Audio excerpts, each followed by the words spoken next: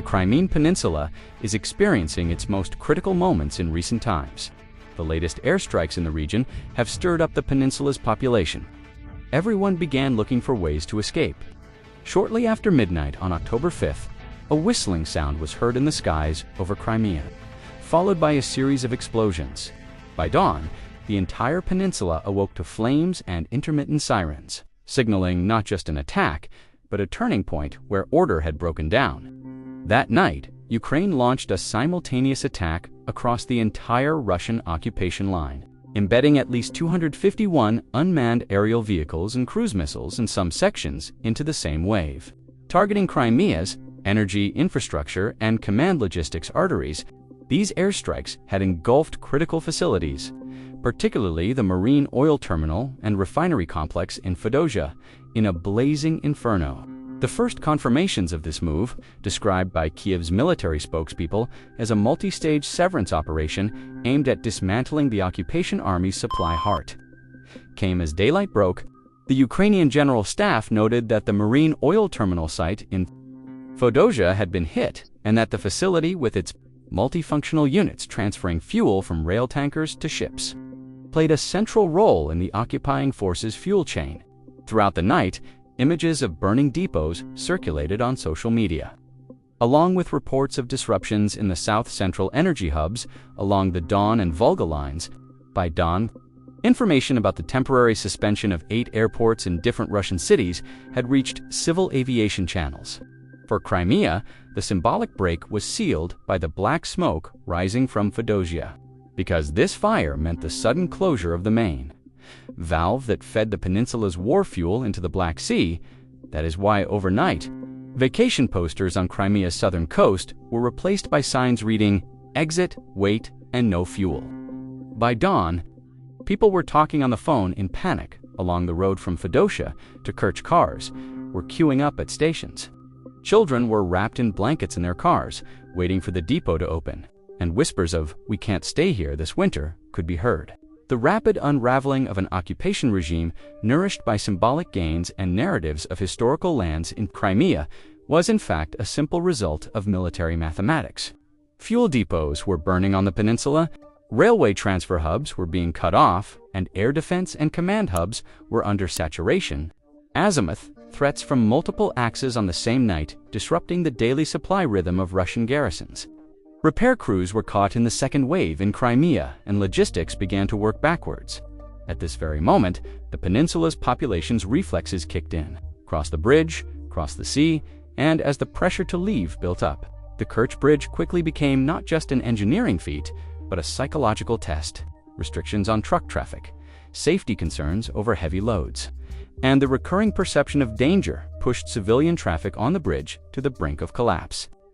The Russian regime, meanwhile, dusted off its plan to hastily revive the ferry routes it had effectively suspended in 2020. To ease the burden on the Kerch Bridge in Crimea, since the rusty holes in the Kerch Strait cannot be turned into a ship of hope overnight, emergency repair teams have been deployed. Cranes, shield plates, and cable reels have been lined up at port sites. Ukrainian defense analyst Andrei Zablotsky described these preparations as a long-term evacuation rehearsal in Crimea.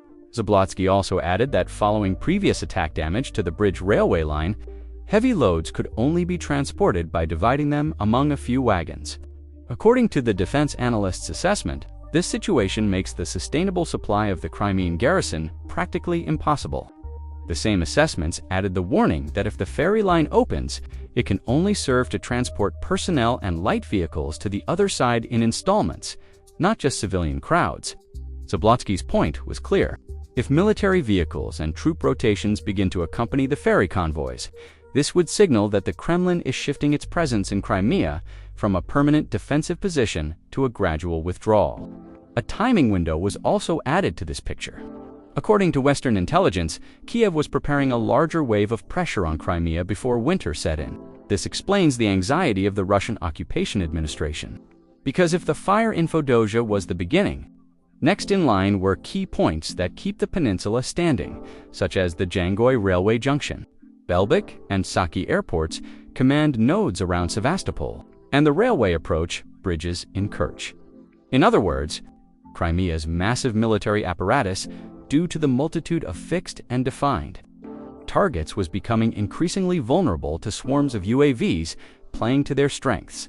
The fact that Russian air defense batteries, which should be concentrated in one place, were spread across multiple axes exacerbated these vulnerabilities.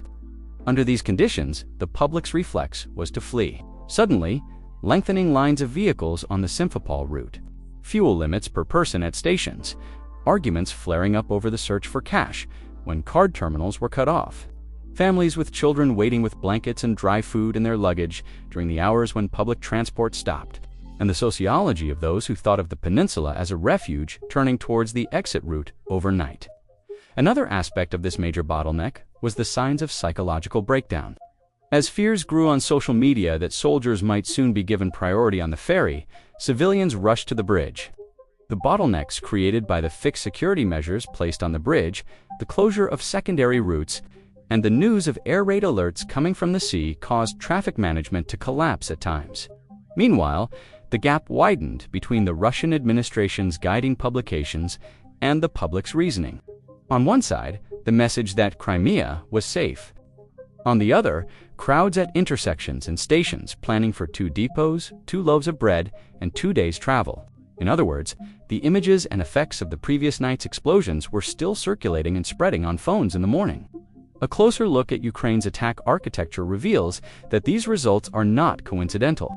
The strategic strangulation doctrine, which has been developing since 2023, unravels the peninsula's logistics, one knot at a time, while following a multi-layer design that targets energy distribution, fuel storage, railway transfers, and air bases on the same night. For example, that night, while the terminal in Feodosia was ablaze, air defense radars in airfields such as Saki and Kacha oscillated between electronic blackout and on-off maneuvers. This allowed subswarms to find gaps and infiltrate at close range. While all this was happening, the gap between the Russian air defense's nameplate glamour and its actual performance in the field became apparent. S-300 400th batteries struggled to adjust their capture ranges to match the radar.